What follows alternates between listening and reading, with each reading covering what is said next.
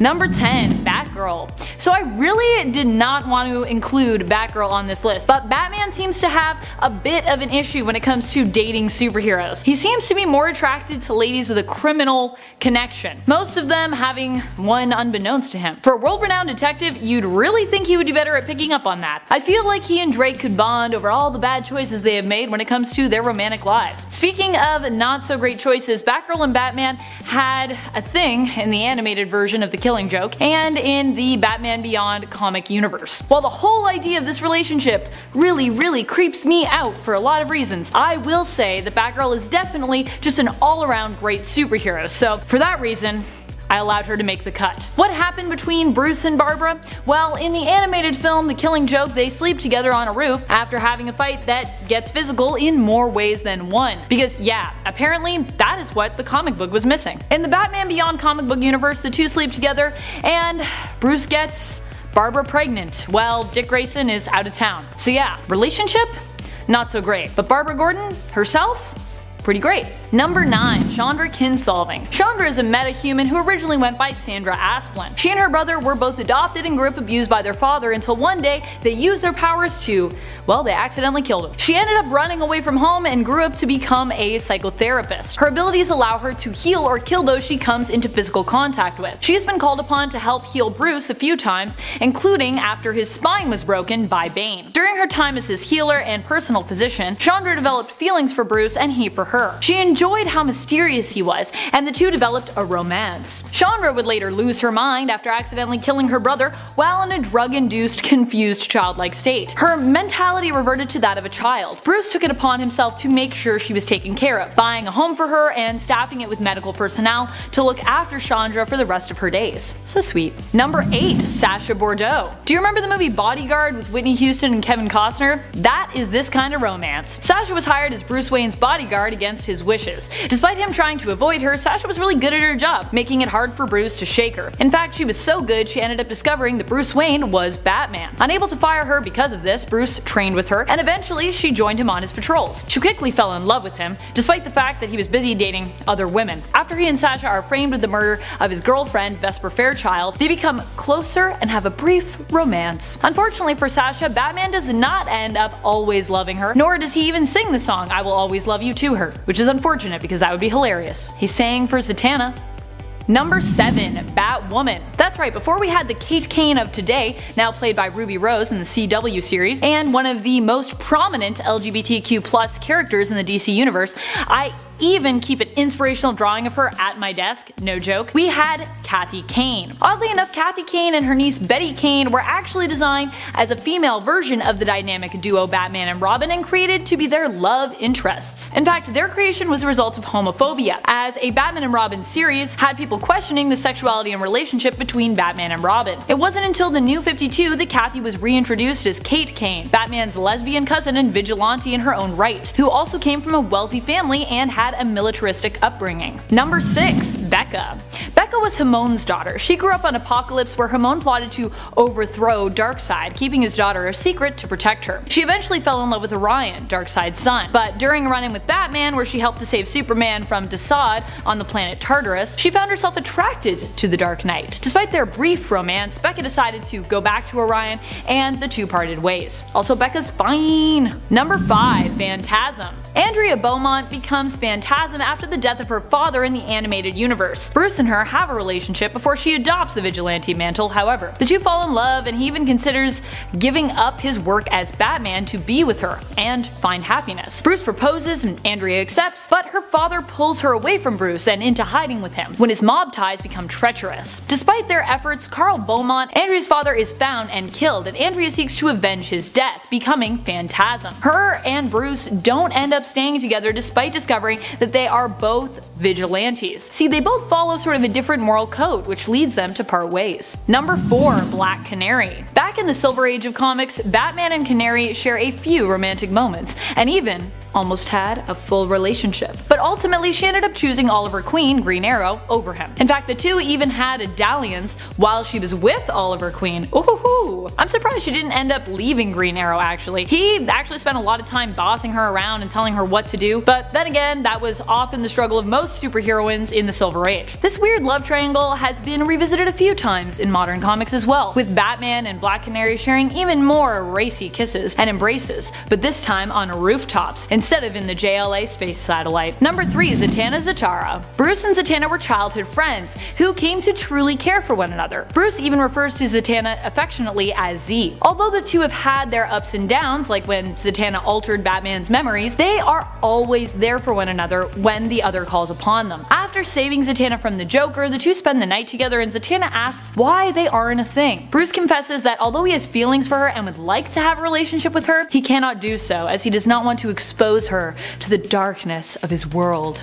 Such a Batman answer. Come on, Bruce. I'm pretty sure the magical Zatanna could handle it. She could even bring some light into the darkness maybe. Just conjure it up. Number 2. Wonder Woman. While this romance is mostly based off of fan shipping and in-comic flirting, there have been a few moments where fans were left questioning what was really going on between these two. Both Batman and Wonder Woman, or Wonder Bat as some call them, often end up deciding they are better as friends whenever attempting to come to terms with their true feelings for one another. Still, this hasn't stopped them from stealing a few kisses every now and then. In some cases, we've also seen them in cliffhanger situations where we are forced to wonder what truly happened in the time they have spent together outside of the panels. Though it has never been confirmed that they have dated or slept together, still, if you want to count kissing and whatever could be happening off panel as a hookup, then this would definitely be high up on the list. Batman and Wonder Woman definitely care very much for each other and would make one heck of a power couple, especially with Wonder Woman because she's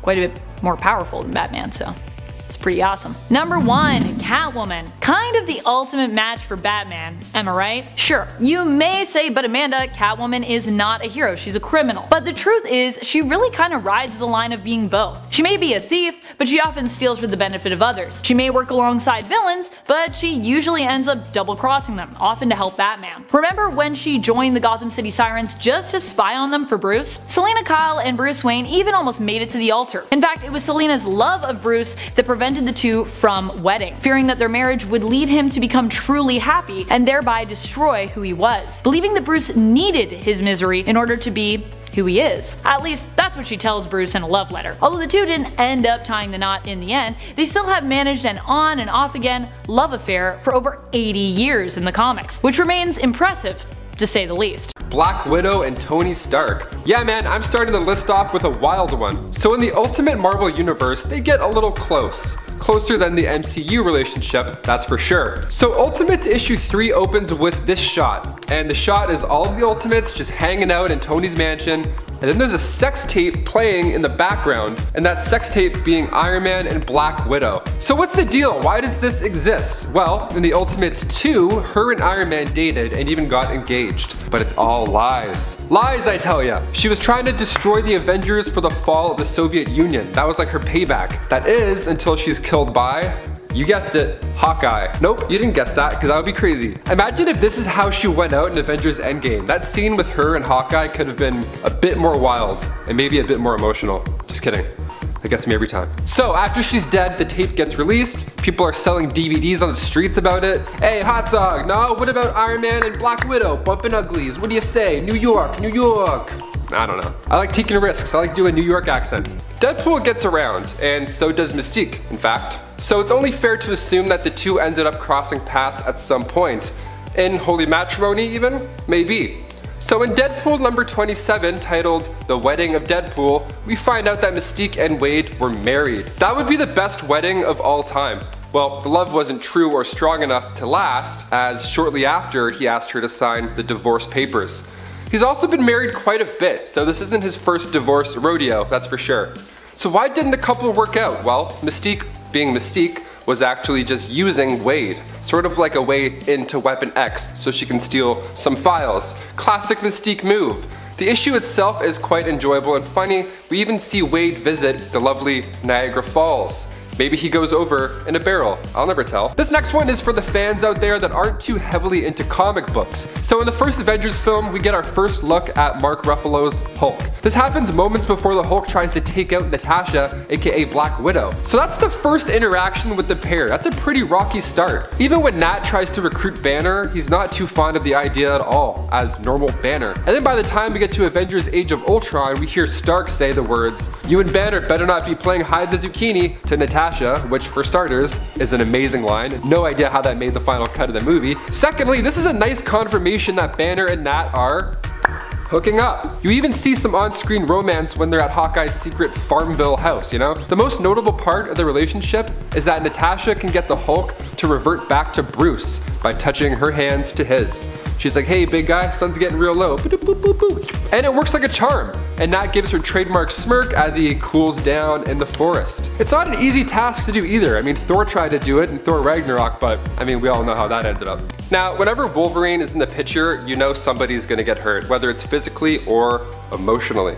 So Storm and Wolverine were always flirtatious. They were the cool kids of the X-Men. They didn't exactly get involved with a lot of the drama. They were too cool for that, you know? Besides, Wolverine was too into Jean Grey anyway, so his hands were full. Now, after a divorce, that's a tricky time to do stuff. Even flirting with a coworker after a divorce, it just looks way worse now more than anything. The timing is just ill. Storm divorced Black Panther and then things got interesting. The two of them ran the Jean Grey school and hit it off. Now, the two of them could have just gone on to become the best of lovers, but Wolverine had to go ahead and die, not giving the relationship the proper light of day. Peter Parker, of course, is the web-slinging friendly neighborhood hero and does what he can do to keep the people of New York safe. The little people. But underneath all of that, he's still just a young dude. And it's one thing to have a recurring villain, somebody that matches the hero's abilities, you know? Usually the villain will end up having a similar story, so that the hero and villain relationship is kind of even, right? So when it comes to Black Cat, she of course has been caught by Spider-Man many times, being a cat burglar and him being Spider-Man. They will definitely jump into each other. They have this weird relationship, but it's super interesting. Like, he's a hero, she's a criminal. I'm actually still waiting to see a proper Black Cat Spider-Man dynamic on the big screen. They're close. They're very close to getting him. He even told her his real name. So Black Cat, aka Felicia, was a cat burglar just like her dad. But after she dates Spider-Man, she starts to become the good guy, and it's awesome. She's always fascinated me as a character. This relationship, even in Spider-Man PS4, their relationship and how they work together causes some raised eyebrows with MJ. Peter's like, "Yeah, me and Black Cat are doing this cool DLC mission together." And she's like, "Oh yeah, cool. Be back before 11. Have fun with Black Cat, the lady who might be the mother of your kid. Also, you might have a kid, so that's neat. Cool, I'm gonna go watch The Goonies on Blu-ray. See ya tomorrow, I guess." God, my life sucks. We were on our way to seeing this relationship form in The Amazing Spider-Man 2. In The Amazing Spider-Man 2, we were introduced to Felicia, played by Felicity Jones. In that same movie, Gwen Stacy bit the dust. The Amazing Spider-Man 3 would have set this relationship up so nicely, but it never happened. Bye, Felicia. We all love Magneto. I mean, it's kind of hard not to. In Secret Wars 1, issue 3, the pair actually have a one-night stand. Ew. So, she even said that Magneto is a great kisser. I mean, look at him, he's got the hair, he seems confident. So here's the kicker, Magneto was apparently drugged. Yeah, it was revealed from Jim Shooter, the guy who wrote the series. He said that Magneto was accidentally drugged, so he was all extra lovey-dovey, and that was of course a factor. So Magneto was head over heels for the Wasp, not really one to hook up and then bounce, you know? Like, he actually really liked her. But the Wasp, on the other hand, was like, "Yeah dude, that was a one-time thing. One." Michael Fassbender and Evangeline Lilly, honestly, I'm here for it. She's got the sass and he's got the, well, sad face, so, you know.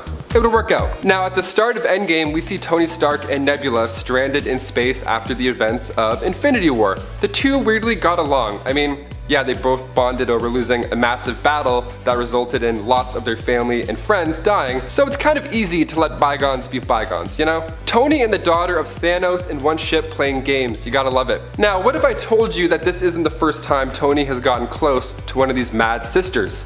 Tony and Gamora, believe it or not, have hooked up before. So the panel starts with Gamora being all shy and cool. She has like her drink and she's like, "Oh, you're gonna have to do better out here." And then Tony responds in his classic Tony Stark manner, "I can do better." And then it immediately cuts over to the next page of both of them lying in bed. He's all tucked into the blanket like, The shell head looks like he's shell-shocked, to say the least. I think Gamora's chill about it. She's like, yeah, I'm gonna go back to the bar. And Tony's like, alright, cool. And then after she leaves, he lets out a small, ow, which, pretty obvious. A lot of people overlooked this moment from X-Men Days of Future Past, but it's actually a great example of who Logan is deep down. In Days of Future Past, Logan's mind was sent back in time to 1973. That's a while back, so he can prevent Mystique from killing Trask. Now, the second he wakes up in this past, it's meant to be a comedic moment. He's in a room that's decked out in 70s gear, and he wakes up next to a woman in a waterbed. A waterbed? I don't know how anybody could sleep in those things. Imagine having a few drinks and then laying in a waterbed. Oh my god, I threw up so quick. But he wakes up next to a mobster's daughter. He was being paid to keep her safe, so of course he runs into a bit of trouble, having to kill the mobsters that enter that room because they, of course, found them both together. Not professional at all, Logan. Not professional at all. Also, if he just kept his distance, those poor mobsters would still be alive. They have families. They probably have bills to pay. Number 10, Barbara Gordon. So this one has a weird and complicated history with fans. You see, it all started during Batman Beyond, which is an amazing animated series. If you haven't seen it, watch that right now. It was hinted that Bruce and Barbara, aka Batgirl, had a romantic past. Fans really didn't know how to think about that, but they just kind of let it slide, because you know, what else? But didn't stop there. In the animated film adaptation of the comic book The Killing Joke, the two took their relationship to the next level. Now, a lot of fans just attribute this relationship to Bruce Timm, who was the creator of the whole, DCAU, DC Animated Universe, and he was a producer on The Killing Joke animated film. For some reason, he just really wanted to see those characters together. Regardless, I just don't think that this is a relationship that fans will ever really get on board with. But it had to be on the list. Number 9, Chase Meridian. Chase is a psychologist and was introduced in the film Batman Forever. She was played by Nicole Kidman when Val Kilmer was Batman. Now, regardless of what you think of this film, one of the things that everyone agrees on is that they really enjoyed Chase. She had a really interesting and complex relationship with both Bruce and Batman. She eventually figured out, that the two were the same person. She only appeared in one film, but in 2013 she did make her debut in the comics. It would have been interesting to see where they would have taken her as a character and her relationship with Bruce, but unfortunately that never ended up happening. Batman and Robin ended up happening, and we all know how that turned out. Number 8, Talia al Ghul. This is probably one of the more complex relationships of Batman's career, if you could even call it a relationship at all. So Batman has never trusted the League of Assassins. That's not, new information. But he has tried to work with Talia from time to time. But the thing is, Talia wanted a kid, and in her eyes, a kid with Batman would be the perfect combination. They ended up having a kid together, Damian Wayne. Although, it's kind of implied that she drugged Batman, and that's how Damian happened. I think all fans agree that this is definitely not one of Bruce's healthiest relationships. Number 7, Wonder Woman. Sometimes office romances happen, even with superheroes. That is what happened here. You see, Batman and Wonder Woman are both founding members of the Justice League, and the two of them spend a lot of time together, so it should come as no surprise that they ended up dating just for a little bit. I mean, they even kissed during the Justice League animated cartoon. And there's definitely some flirtation between Bruce and Diana in the DCEU. I mean, we saw it briefly in Batman v Superman: Dawn of Justice, and we didn't really see it in the theatrical release Justice League film. I mean, there were hints of it, but we'll probably see a lot more of it in, the Snyder Cut, or Zack Snyder's Justice League as it's now called.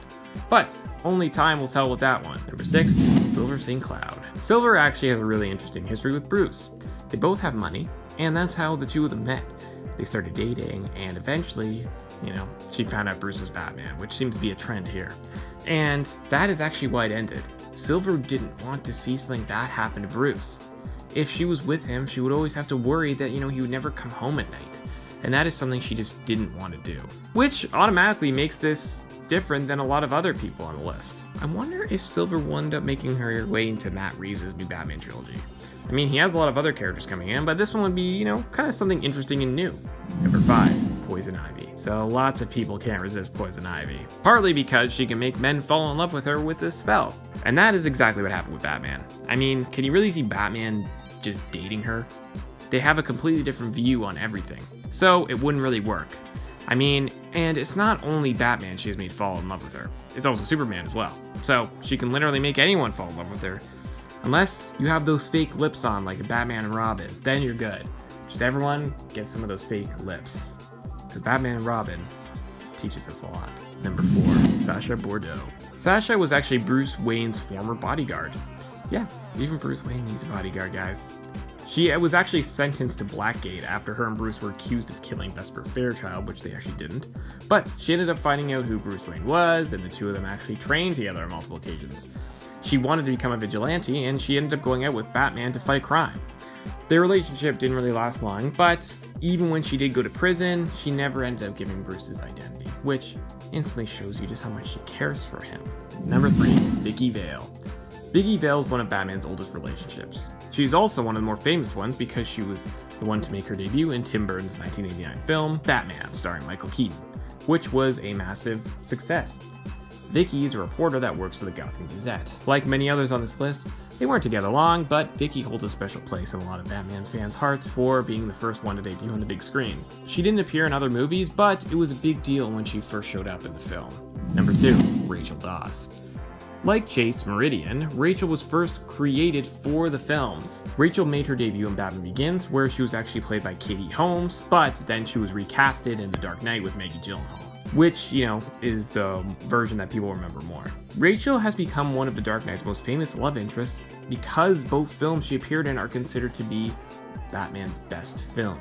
She was a childhood friend of Bruce who found out, you know, eventually he was Batman. But they couldn't be together until the world didn't need Batman anymore. She then went on, started dating Harvey Dent during The Dark Knight, and ultimately chose to be with him before, I mean, spoiler alert if you haven't seen it, she got killed by the Joker. It was a tragic end to their love story because Bruce was ready to give up everything for her. But Rachel will always remain one of his most famous loves, even though, you know, it was kind of brief and ended really badly. Number 1, Catwoman. Was there ever any doubt? Come on, guys. I think everyone predicted this. I think everyone knew that Selena Kyle was going to be number 1 on this list. I mean, her romance with Batman is famous. The two of them have had an on and off again relationship for such a long time and shared a bond that you just don't see with anyone else. I mean, they were going to get married, guys. They were going to get married, but Selena left Bruce at the altar saying that he couldn't be Batman and be happy, so she had to leave, which left fans devastated. I mean, come on! Can Bruce ever catch a break? Probably not. Although, some are still holding out hope that they will be together again, and maybe Bruce will finally be happy. Who knows? But it seems like the writers don't want to take him in that general direction because they just want to keep pushing a mopey Batman, which is still a cool version of Batman, but come on. He could be happy. Bruce can be happy, guys. We go now to Marvel Team Up issue 82, Spider-Man and the Black Widow. Now, at this point, Nancy Rushman has entered the chat. Black Widow looks like Black Widow, but inside here, it's actually Nancy Rushman, school teacher from upstate New York. Got it? Yep. Cool. The issue begins with Nancy outside when a couple of New York punks, try and steal her bag. Spider-Man, of course, swings in and saves the day. Mostly he starts the thugs off, and then Nancy delivers the final blow, saving Spider-Man back. Nice. He sees the Black Widow suit in her bag, but she doesn't even know what he's talking about. She is fully convinced that she is a school teacher and not, in fact, Black Widow. Spider-Man's like, no, you just took that guy out. You're for sure Black Widow. Look at the suit. But still, nothing. So, Spider-Man offers her the suit of the Black Widow, to Nancy Rushman, and attempts to keep her warm, maybe bring some memories back in her head, find out what's going on.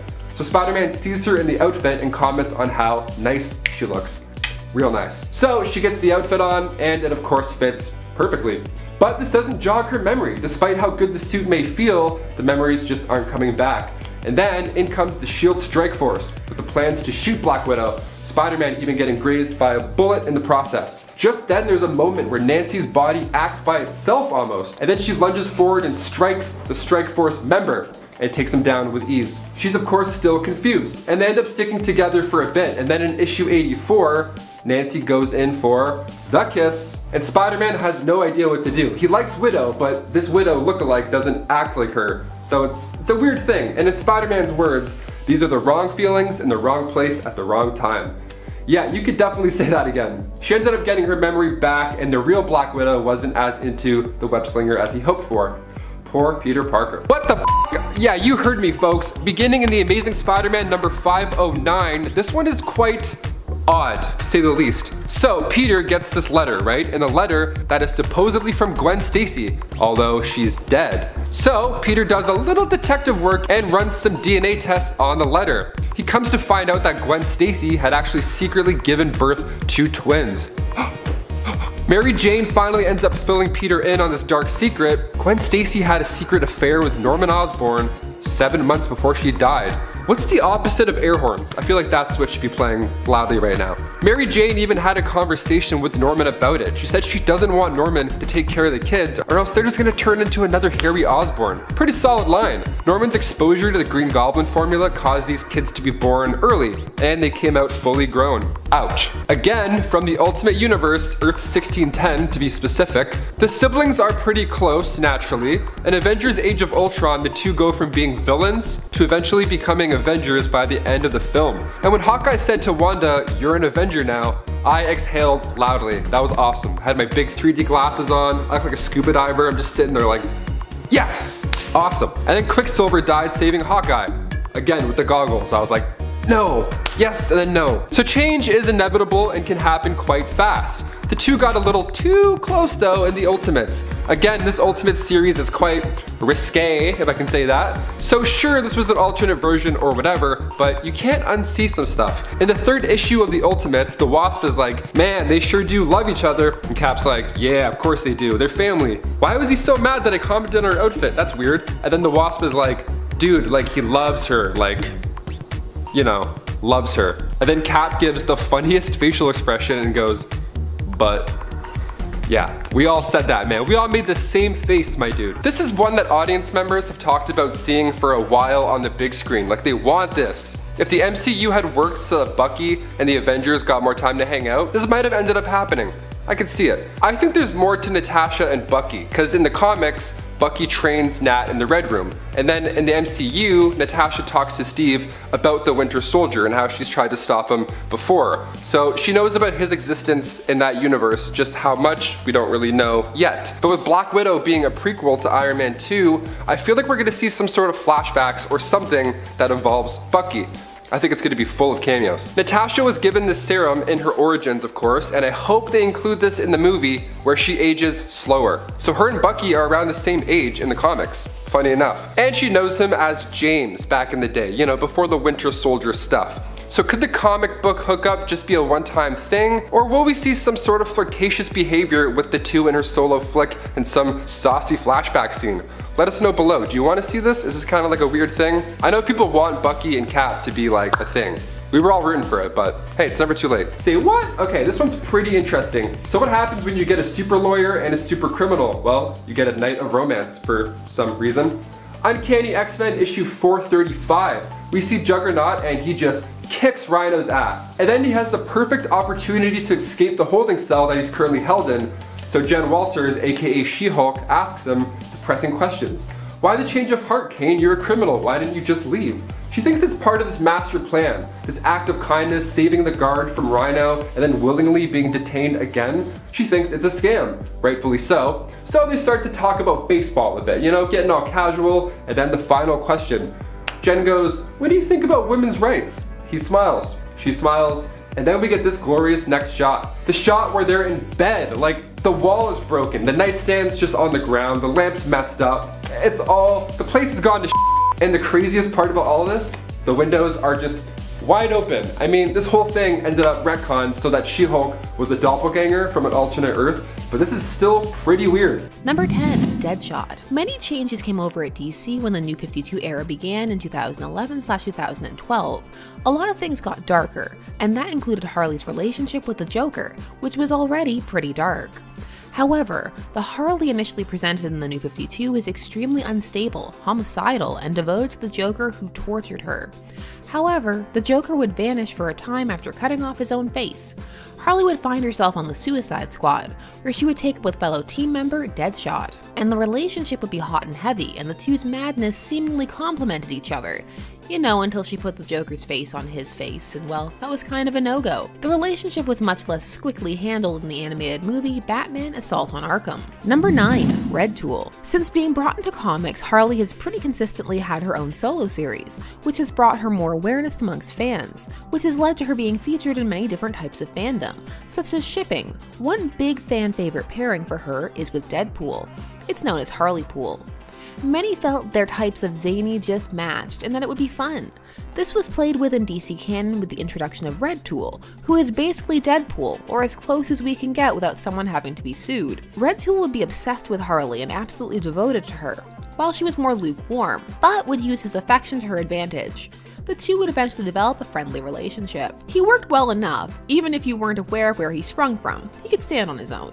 Number 8. Wonder Woman. Harley's Little Black Book was a mini-series of small Harley adventures, snippets/team-ups between her and other heroes, and there was a flirtatious element to most of these, which of course included her team-up with Wonder Woman. Harley is established in this tale as having a massive crush on her, as well as admiration for her. She even has like a little shrine. These feelings are not exactly reciprocated. Their team-up dynamic would be Harley being like, "This looks like the start of a beautiful friendship. Also, I love you." With Wonder Woman being more like, "Thank you next," or "No thank you." Over time, like many DC heroes, Wonder Woman has been shown to mellow towards Harley. Number 7. Lobo. Harley's Little Black Book strikes again, seeing her teaming up with the main man himself, Lobo. Harley is in no way put off by all the hyper macho tude that Lobo's putting out there, and in fact the two's team up for the most part is pretty smooth, and he himself appreciates her more forward advances. Sometimes it's just nice to know where you stand. The two have a fling, or tryst as many outlets insisted on calling it. It's never sad to hear old words. This one was a fun one and done, but did lead to some to have fan theories like, is Harley the mother of Lobo's daughter? Ask 2019. Number 6. Rick Flag. Man, the Suicide Squad. Everybody hooking up. You've got to read the handbook. That's not good for the overall team dynamics. The rebirth era of Harley and even the latter half of the New 52 saw the character mellowing and a tonal shift from the dark instability into a more fun manic pixie dream girl variety of instability. The rebirth era would see her hooking up with Rick Flag. Since leaving the Joker, Harley's promiscuity has become one of her defining traits. She's a flirt and seemingly interested in most people, and many of them are willing to reciprocate. Rick Flag's a bit more straight-laced than her normal type, but variety is the spice of life. Wonder how Deadshot felt about that. Not because of her, because of Rick. Read the Ostrander run, I'm telling you. Number 5. Nightwing. Age in comics is a funny thing. It vacillates, so even as Nightwing ages, many of the people around him don't, which is part of how you end up with a hookup like this. It's happened in comic pages, Grayson, where later Harley would even be able to identify him by kiss, because it's that distinct. However, a bigger and for some more controversial moment came with Batman Harley Quinn the animated movie, which saw Harley Quinn tying Nightwing down to a bed and having her way with him, which the movie is quick to indicate he's into, well, because certain areas are standing to attention.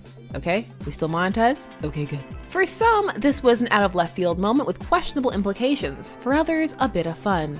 For some, a new possibility of a pairing that hadn't been fully contemplated before. Number 4. Bruce Wayne. Harley's actually been on a date with Bruce Wayne, also depending on how you play the Batman Telltale game, Flirtation City. Harley in the New 52 verse is attracted to Bruce Wayne, just here and there, such as little lines in movies, like in Birds of Prey where she names one of her hyenas after him. If that's not true love, I don't know what is. We get a full date in Harley Quinn Valentine's Special number 1, which for some fans was critical in cementing the fact that Harley doesn't know that Batman and Bruce Wayne are one and the same, which was a theory floating around with some, especially when she notes his jaw early on in Batman the Animated Series. Number 3. Batman.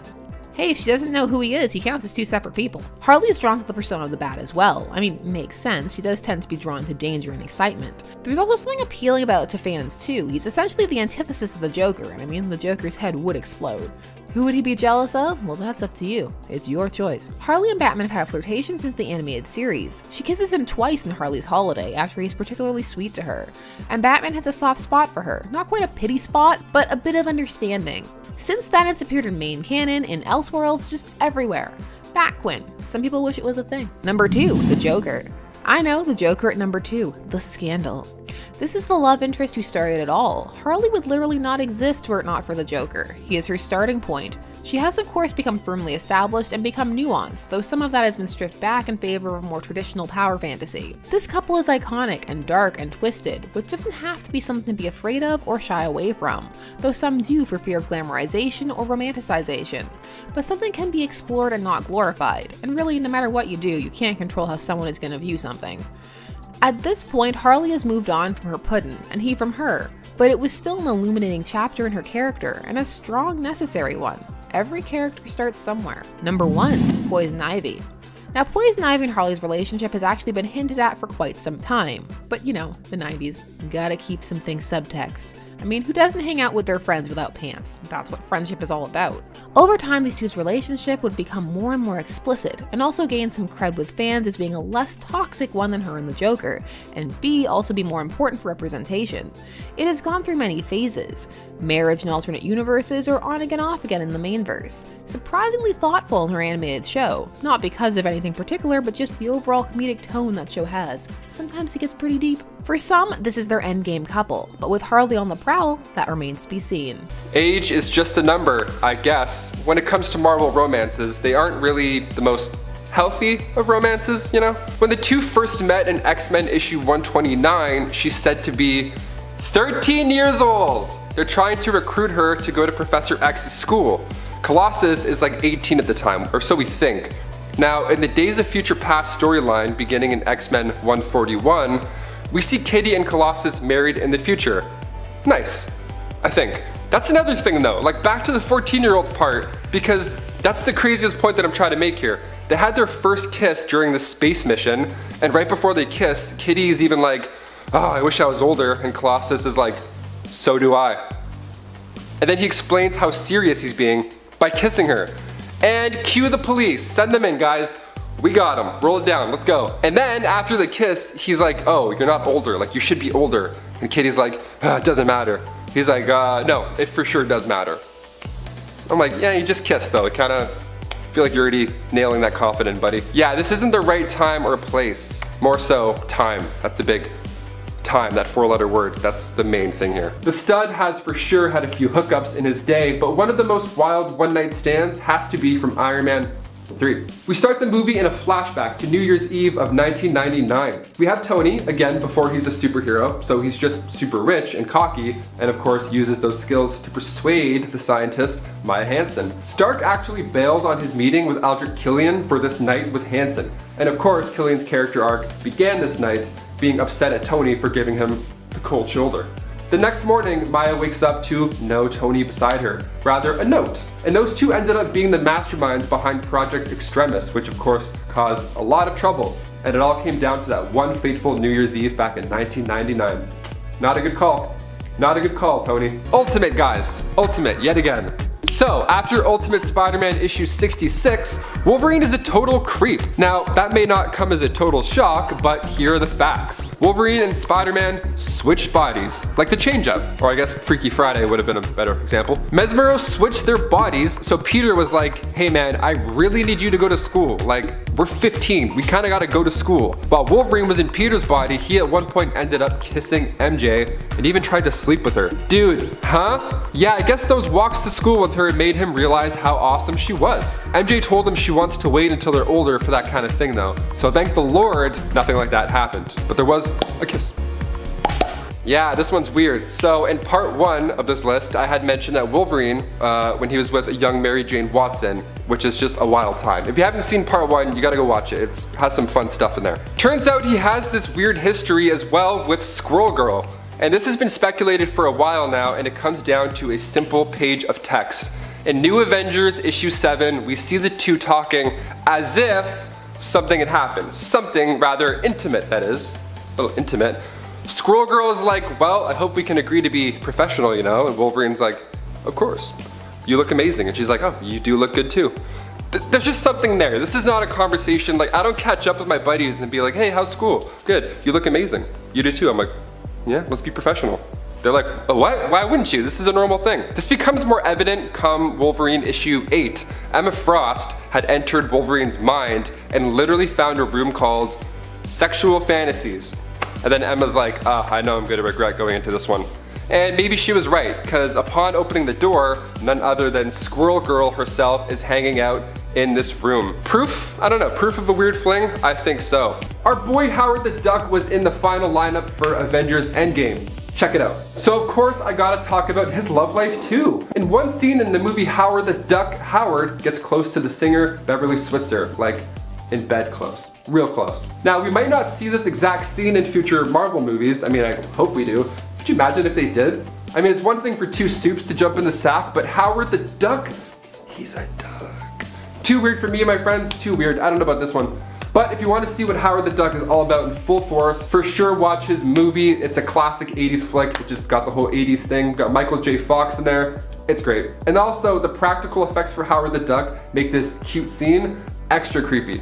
It just doesn't look very comforting. Yep, with the new Disney Plus show getting released soon, I have to save this one for last. This one is hot out of the MCU, and I feel like it's a relationship that people overlook. Now, I'm talking about the MCU story with these two characters. That's it. These guys should not be together. Like, what? During Civil War, she buries this dude underground when he attacks Hawkeye. Vision also is made out of the Mind Stone mostly, so the same stone that gave Wanda and Pietro their powers in this universe.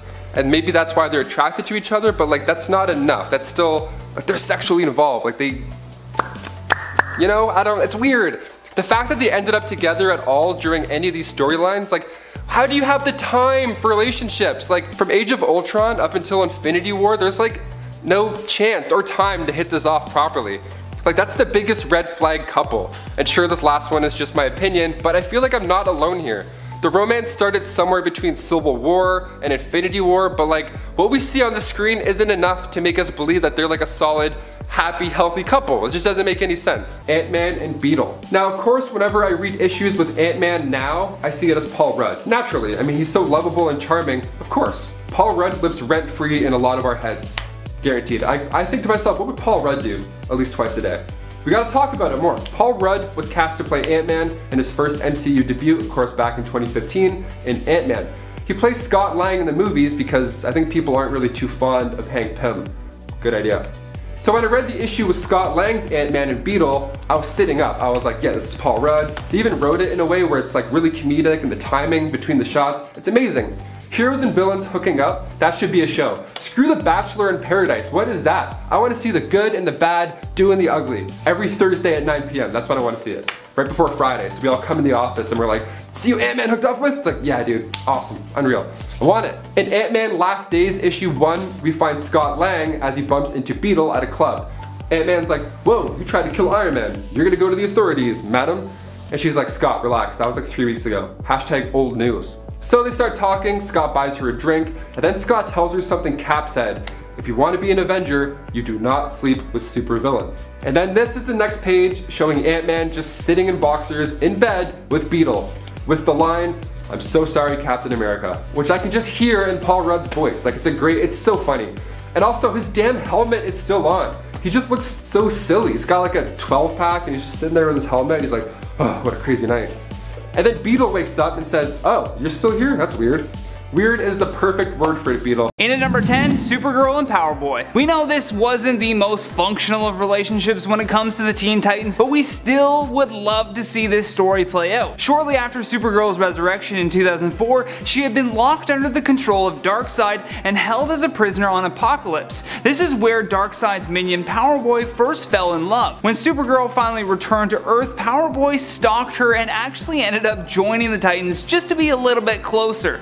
The two did begin a pretty successful relationship until Power Boy's dark side began to poke its ugly head into the middle of it. In at number 9, Nightwing and Mirage. If you've been watching Titans on Netflix, you'll know that Nightwing, aka Dick Grayson, has already began to build a close relationship with Starfire. For the most part, everyone has been pretty supportive of this, and the same goes when it comes to the comic book history, but a noteworthy exception would be Mirage. Mirage comes to Earth from a desolate alternative future, and during her time travel adventure to stop this future from happening, happening, she falls in love with Grayson. Mirage though didn't really care for this whole Grayson-Starfire relationship, and when it comes to the comic book world, she's a little bit manipulative. But if you look at it from a different perspective, perhaps her intentions are actually good. In the comic books, she knows that Nightwing would never just leave Starfire to be with her, so instead she disguises herself as Starfire. In doing so, Nightwing can't even tell the difference, which really says more about Dick Grayson than anything else. In at number 8, Aqualad and Tula. Tula, also known as Aqua Girl, makes this romance a must-see for us. It just makes sense that the two water heroes finally make it happen on Titans, especially with the introduction of Aqualad to the show. In terms of comic book history that these two share, Tula was one of the many female characters that became heroes to impress a male hero. For Tula though, not only did she impress her crush Aqualad, but she remained as a true hero throughout. The two even fought together for many years both on land and by sea, so that combined with their shared origins would be a perfect pairing indeed. In at number 7, Narc and Lilith Clay. With all the dysfunctional, obvious, and wanted romances that we want to see, we would be remiss not to toss an odd couple into the mix. Narc and Lilith Clay fit that bill to a T. First and foremost, you have Narc, this caveman that was able to survive being frozen in ice, all thanks to a magic meteor jammed into his chesticle. Then you have Lilith, the telepath, and although this pairing has been retconned over the years during the post-Crisis on Infinite Earths, this relationship proved its worth. During that time, Narc could sense that these scientists were going to disrupt his resting place, so using what mental energy he had, he was able to finally ask Lilith for help. After the Titans were able to save him, their relationship never really had time to get off the ground. You see, Narc was slowly dying, and for the most part, he would have to communicate telepathically with Lilith. For the show Titans though, they can take their time to tell this story, which would just be great to see. In at number 6, Harold and Bumblebee. This is another sweet romance that we would believe would be a perfect pairing for Titans to pick up. Mal Duncan, aka Harold, never felt like one of the Titans. He didn't have a cool costume, and he didn't even have special powers. Although when he started dating Karen Beecher, she didn't want him to feel left out, so she actually built him the Gabriel horn, allowing Harold to do things far beyond his human capacity. With this new gift, he was able to create wormholes and even cross dimensions. Talk about Girlfriend of the Year award, man. And after creating the Bumblebee costume for herself because she's a strong, independent woman, the two joined forces and remained with the Titans for quite some time. Even after retiring from the team, the two got married and enjoyed a normal life together. How sweet. Probably not the best for TV, but still, how sweet. In at number 5, Terra and Beast Boy. Leaning on the more interesting side would be getting to see the romance that took place between the changeling Beast Boy and his Earth-controlling teammate Terra. Not all of these pairings will end well, but regardless, this is a romance that we definitely want to see. You see, Beast Boy was madly in love with his new teammate, but it turned out that Terra didn't feel the same way. In fact, she didn't have any mutual feelings for any of the Titans. Turns out her entire plan was just to get close enough to the Titans so that she could destroy them. Unfortunately, this included duping the gullible Beast Boy into quickly falling in love with her. Needless to say, when all was said and done, Beast Boy was pretty beat up over it. Don't worry though, it will be on to the next one for Beast Boy later in this list. In at number 4, Raven and Kid Flash. We're not too sure how they could work this into the mix of the storyline that they've already built for the show Titans, but it would definitely be a cool thing to see. In the Teen Titans show, Raven had arrived on Earth, and the Titans were actually no longer together. Hoping to reform the team in time to stop her evil father from invading, she kinda had to lie a little bit. In comes Kid Flash, who had fallen in love with Raven and really stuck his neck out there to help her get the team back together. However, Kid Flash soon realized that she was only interested in him so that he would help her. Not a great way to start off a relationship, but a type of romance that would make for great television. In at number 3, Donna Troy and Green Lantern. For starters, both Donna and Kyle Rayner were in some pretty famous comic book relationships, but when those didn't pan out, they found each other. Both have been dealing with the pretty traumatic end to their respective relationships, which included the murder of Alex DeWitt, leading to the popular phrase women in refrigerators. Although their romance was a short-lived one, the couple did end up becoming good friends later on. Plus, how great would it be to see Titans play out the part of the relationship where evil Mary Marvel uses Kyle as a blunt weapon to beat up Donna? You know what? Now that I say that out loud, probably not a good idea. That scene would probably get them canceled. Okay, we want to see this relationship, just leave that part from Countdown out, okay? In at number 2, Raven and Beast Boy. Ever heard the saying opposites attract? Well, there is no more suiting couple to embody this statement than the gloomy Raven and cheerful Beast Boy. Although the two never really had that much time together in the comic books, thanks to the Teen Titans cartoon, the fandom has become huge. Back in 2003, they really started to gain traction as a couple amongst fans who truly love the genuine mix of interactions between their characters. With their characters already being established in the Netflix show Titans, this pairing would still work and make for a great on-screen romance, as long as Raven doesn't break Beast Boy's heart like Tara did, of course. Last but not least, in our number 1 spot, Wonder Girl and Superboy, coming full circle. After Donna Troy outgrew the name, Cassie Sandsmark took on the role of Wonder Girl. As such, she became a key player and critical member for the Titans. Much like Donna Troy though, she too became hopelessly in love with one of her teammates. That teammate was the ever so arrogant Superman clone known as Superboy. And after some time had passed, Superboy grew to also have feelings for Wonder Girl, but like many of the couples we're shipping, it all came to an end. After just one night of romance between the two, Superboy gave up his life to save the world. This is a much needed romance for the show in our humble opinion, because it has it all. Desperate passion meets tragic ending, all to save the world and the one he loves. Say it with me, aww. Okay, I have to include this one because when I saw this for the first time in theaters, we all went nuts. So I of course will see movie premieres, like as soon as the movies come out, I'm there, right? Middle row, I got my glasses on, I'm there an hour early. I don't drink water all day, I'm just trying not to go to the washroom. This is it, this is my goal. Because 1, I want to see the movie as soon as possible, and 2, I love hearing other people have the same reaction as me at the same time. So when we meet Sharon Carter in Captain America, it's revealed that Peggy Carter was her aunt, and she wasn't just an ordinary neighbor to Steve Rogers. So this dude must love the Carters or something. I mean, he goes from Peggy Carter to her niece, Sharon Carter, and then by the time Endgame rolls around, he goes back in time to the young Peggy Carter. Like, imagine that conversation in Endgame. So Steve, what have you been up to?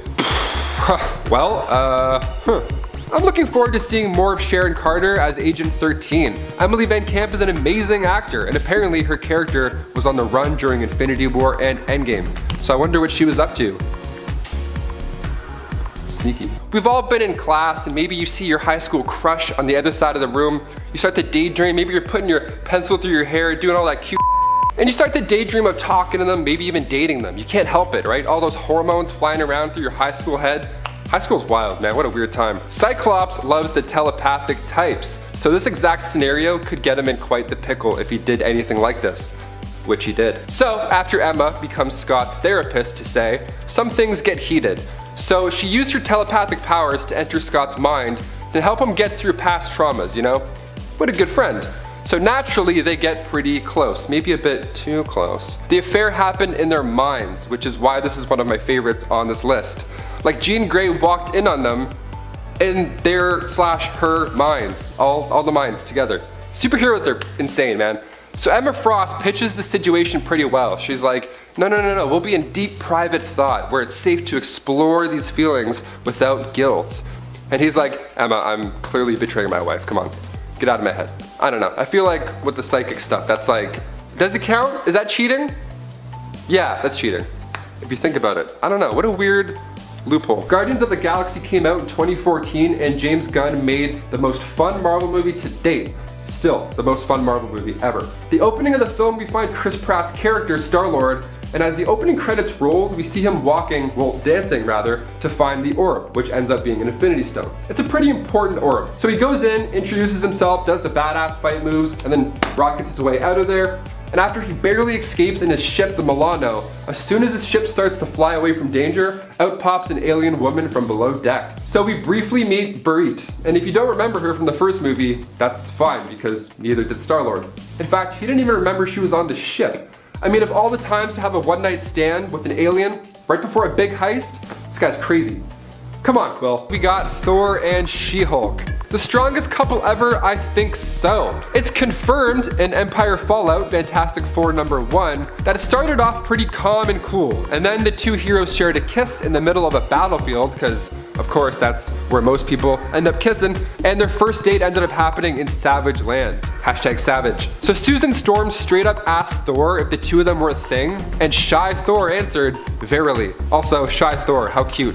Imagine Chris Hemsworth like, yeah, I don't know, maybe. We could be, who knows, what's it to you? I don't know how to do Chris Hemsworth voice. I mean, the guy must have two hammers. People think that in the MCU, Thor and Captain Marvel will end up together, solely off that one look that they gave each other in Endgame. But my argument is that during that scene, you can slightly hear the words, I have telepathy. It's like, I have telepathy. It's pretty on point. But it's in Brie Larson's voice, obviously, I can't do that voice. So I'm assuming the two of them had a quick conversation or shared some type of knowledge between each other, either off screen or in their head. What do you guys think? Who's the perfect other half for the God of Thunder? Is it Jennifer Walters or Carol Danvers? You already know my vote, I don't know. So as we saw in the X-Men movies, they're pretty lovey-dovey and they've got a nerdy, cute relationship going. James McAvoy, Rose Byrne, they're unreal actors. It was super enjoyable to watch them. Now in the movies, he makes her forget a bunch of stuff for good reason, right? It even adds to their dynamic a bit because after, he's obviously still into her and she's like, hey, nice to meet you for the first time ever. Never met this guy before. It's a pretty sad situation, but cute nonetheless. But it could have been way worse. See, in the comics, he at one point straight up abandons Moira and their child to go after his own dreams. Dude's a real go-getter. More like a go leave her. Yeah, I'm gonna leave, sorry. This one would never happen in the MCU, but just imagining it is pretty hilarious and weird. So yeah, in the comics, they were a thing. There was this sort of love triangle actually that happened going on with Pepper, Tony, and Happy. So once Happy was hired as Tony's new bodyguard, Happy and Pepper started to bicker, kind of argue a little bit, and through that they ended up becoming pretty flirty in nature. Kind of like in high school, when somebody makes fun of you, it's because they usually end up liking you a bit in the first place, you know? It's like playful banter. So Pepper and Happy ended up getting married. That is, until Happy met his demise in the Civil War storyline. Sads. I honestly feel like Happy and Aunt May are gonna do this whole marriage thing in the MCU. Like, this is gonna happen to them. Like, by the time that happens, Peter will probably end up running the Avengers, so I'm sure he'll take the spot of Tony when it comes to commenting on the weird relationship between the two. Only I'm sure it will be more lighthearted and fun in nature. Kind of like what we saw with him in Far From Home. Solid dynamic, I'm here for the both of them. Or maybe Spider-Man is gonna get pissed once Happy dies and that's gonna be like his way of like coming back in. Or maybe Aunt May will die and then he'll be even more pissed. Oh my god, we have a lot of things to work. This one is juicy. Imagine you're dating somebody and then you find out that they're actually an adopted sibling. Like, that's a weird conversation to have. I mean, you're not related, sure, but like, that's still weird. That's a very weird thing to do. That's exactly what happened to Kurt Wagner. Kurt grew up with Jermaine Sardos. He was adopted by her and her mother, and they of course became close, being the new siblings and all. But then things get amazing, okay? So Kurt started to date a woman named Amanda Sefton, okay? And then she turned out to be Jermaine in disguise. Surprise, dude, that's crazy. Now, normally when you find something like this out, you're a little upset. You've been deceived. You're obviously confused, and you're probably pretty angry. I mean, one would assume. But Nightcrawler is totally cool with it. He's like, you know what, I'd be more demonstrative about it, but I don't want to set a bad example for Kitty Pryde. Yeah, or you could respond like that. That's one way you could come back. This dude is not fazed by this at all. He's like, yeah man, I basically have 2 girlfriends. What's up? Deadpool is on this list, of course, and it's for good reason. One of the crazy relationships that he's been in was one with death. Now with Deadpool dying as often as he does, he of course has seen the face of death, and he's a fan. In Deadpool The End, we find Deadpool finally getting close to death, long term. Finally. Even when Mephisto pipes in, Deadpool responds with, "Can at dollar store Devilman Crybaby. I've been angling this hookup for like a century to get here." And the top priority for Wade? To get to the ever-lovin' after ever-livin' Nookie. While Thanos is normally the one who's been Death's boy toy, it's nice to see a comic where Wade finally gets that relationship. And it's super hilarious and of course, super sexual. A lot of innuendos in that one, check it out. Wade Wilson? In love? Sign me up. So, when the unlikely lovers were battling it out with Black Tom Cassidy and Juggernaut, Banshee was like, look girl, he's insane, he's a murderer, he's a madman, I tell ya. Warpath was eyeing her down, but she just couldn't help it but flirt with Wade Wilson. I mean, can you blame her? If I met Ryan Reynolds, I'd probably flirt. I'd be like, hey man, I love Aviation Gin. I drink it every morning. What? Siren saw past all of that and she even overlooked his ugly appearance. What a gem. So this is pretty nice and Deadpool likes it. He feels happy, almost.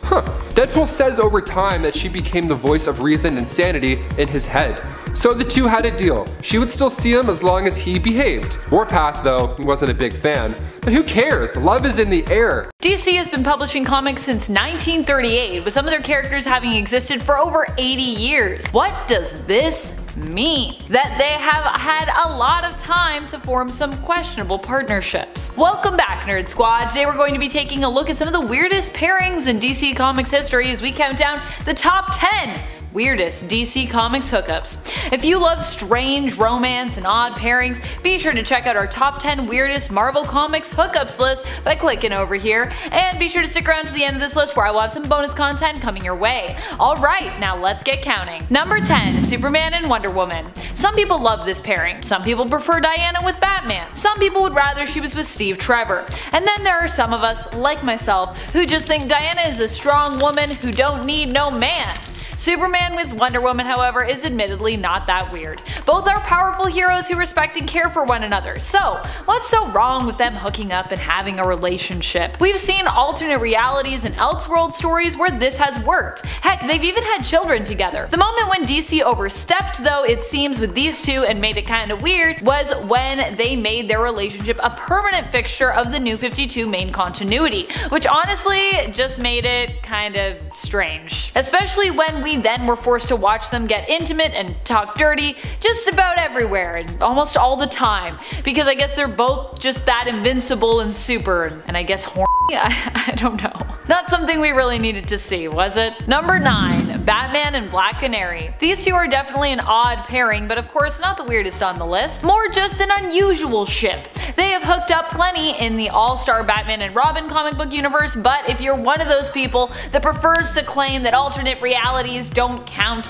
there's still a lot of weird romantic moments we've had from the original Justice League of America days. Now technically this is all considered Earth 1 now, but these issues came out in the late 60s, early 70s, before Earth 1 was really established as, well, being Earth 1. And anyways, call me crazy, but I consider Earth 1 to be pretty close to the main continuity simply because, I mean, it was the main continuity before it was retconned into an alternate reality following Crisis. Anyways, over on Earth 1, back in Justice League of America issue 88, we got a weird love triangle moment featuring Black Canary, who was stuck choosing randomly between Batman and Green Arrow after sharing a passionate kiss previously with the Bats. So the relationship technically goes way back. So far back that it's part of the now alternate reality that was once main continuity pre-Crisis. Number 8, Arsenal and Cheshire. This was a weird one before the New 52, but even after it still stayed as a pretty bizarre relationship that some writers just still love to ship. Arsenal is Roy Harper, originally known as Green Arrow's ward and sidekick Speedy. He was Speedy before Mia Dearden took over. Roy has a pretty weird and deadly relationship on and off with villain and assassin Cheshire. Despite being terrible for one another, however, these two even at one point had a child together, and oddly enough it became the best part of their relationship. Roy's relationship with his daughter Leanne was one of arguably the only good things to come out of this weird romance with Cheshire. However, before New 52 happened, Leanne died, and we got a very strange moment where Roy and Cheshire started blaming one another for the tragedy, and then that fight escalated to a passionate moment between the two. Not a thing usually in real life, by the way. And Roy both wanted to sleep with Cheshire following the loss of their daughter, while also finding it difficult to get intimate due to his intense sadness. We also got a weird moment later on when Cheshire tried to use the death of their daughter to guilt trip Roy into helping her, implying he owed her because their daughter died while in his care. This is some intense and weird stuff. Number 7, Lois Lane and Jonathan Carroll. The fact that this relationship happened, I guess, made sense, since this is when Lois and Superman's marriage was basically erased in the New 52, but it still was a strange pairing. Superman ended up with Wonder Woman, which was also kinda weird to be honest, though a lot of fans did enjoy that pairing. But Lois got stuck with Jonathan Carroll. Now, who is Jonathan? Well, he's basically an obnoxious and forgettable character who at one point also showed up on panel without his nipples. Where did he leave those nipples? I don't know. Their romance only lasted a few issues and ended with Lois erasing some of his memories before leaving him, because I guess she didn't want him calling her ever again. Forget my number. but literally. Number 6. Harley Quinn and the Joker. So these two aren't really a weird romance in terms of understanding just why or how they got together. They're more of a weird romance in the fact that so many people still ship them today, years after they've broken up and after it's really been established that their relationship was extremely toxic for both of them. Now, these two really don't belong together. Of course, unless we're talking about some kind of magical alternate reality like White Knight, which features a reformed version of the Joker, Jack Napier, who only seeks to redeem himself and basically takes on the role of hero once he regains his sanity, continuing to work on his mental health. But we're not talking about that version of their relationship, are we? Even villains don't deserve a relationship as toxic as Harley Quinn and the Joker's typically is. Their relationship is not only toxic, it's abusive and destructive. Still, the world keeps turning and plenty of fans still to this day keep shipping these two and hoping we'll see Harley return to the Joker's side once more. I'm not trying to ship shame, but I just personally find the love for this relationship shocking and confusing considering present continuity. But hey, people gonna ship. People gonna ship. Number 5. Huntress and Robin. This relationship comes to us from Earth number 2, where Huntress is actually the daughter of Bruce Wayne and Selina Kyle, as opposed to the more common Huntress that we've come to know as Helena Bertinelli. Bertinelli actually also has had a relationship with Dick Grayson, though admittedly a much less weird one. On Earth 2, Robin and Helena Wayne Huntress are therefore kind of like brother and sister, as both sort of grew up together under the guidance of Bruce, which makes all the flirting and tension between them super awkward. At one point, Dick only makes it more awkward when he acknowledges that he remembers helping to change Helena when she was just a baby. He also at one point breaks into her apartment when she's moved out of the Wayne Manor. Dick surprises Helena with his presence when she emerges from the shower, waiting for her in her apartment. Number 4. Superman and Supergirl. We've actually seen these two get married in the comics, although it was a strange sight, at least those two versions of our heroes were not related. Linda Danvers tied the knot with Silver Age Superman, and Linda Danvers, while Supergirl, was not actually Superman's cousin at all. Kind of a different thing. She's not Kara. Her story was a lot more complex than Kara's was. Linda and Kal-El would even have a child together, Ariella Kent. But although this doesn't seem as weird when given the context, it was also once implied in Action Comics issue number 289 that if Superman could marry anyone, he'd want to marry his cousin Supergirl. At least that's what Superman said when Kara reveals she had been trying to play matchmaker and find Superman a suitable woman to marry. Kal-El reveals that Supergirl is the only woman suited to marrying him, but of course that they cannot marry because on Krypton, cousins aren't allowed to get married. He does acknowledge though that in some countries of Earth that is allowed. Just what are you suggesting, Superman? Why'd you bring that up? He's like, we can't do it, but you know, here there's some places we could do it technically. Number 3. Captain Marvel and Stargirl. So this doesn't inherently sound that bad. Captain Marvel, or Shazam as we now know him, is really Billy Batson, a teenage boy who Stargirl, a teenage superhero, finds herself interested in. For a time the two date, and Stargirl is obviously interested in Billy, not his adult hero form of Shazam / Captain Marvel. However, not everyone who's part of the Justice Society of America knows that Billy Batson is Captain Marvel, which makes things super awkward. Eventually, Jay Garrick as the Flash ends up bringing up his concerns about the relationship with Captain Marvel, who he believes is a grown man dating a 16-year-old girl. Not willing to reveal the secret of his true identity, Billy decides to break things off with Stargirl and leaves the Justice Society. He breaks up with Stargirl while in his Captain Marvel form too, which kind of just makes this whole thing weirder. Number 2. Supergirl and Comet the Super Horse. One of the weirdest DC romances comes to us from the time Supergirl ended up in a relationship with her horse, Comet. Of course, Comet wasn't really just a horse. He was actually originally a centaur named Byron, who Circe attempted to help turn into a full human. Unfortunately, this went awry and resulted in him actually being turned into a full horse instead, though a horse who possessed telepathy, super strength, and immortality at least. In other words, a super horse. Eventually, Comet met a sorcerer who could help to reverse some of the spell that made him a full horse, but only some of it. Comet was then granted the ability to turn human whenever a comet passed, and it was during this time that he sought out and pursued a romantic relationship with Supergirl while in his human form because no matter his appearance, he would always love her.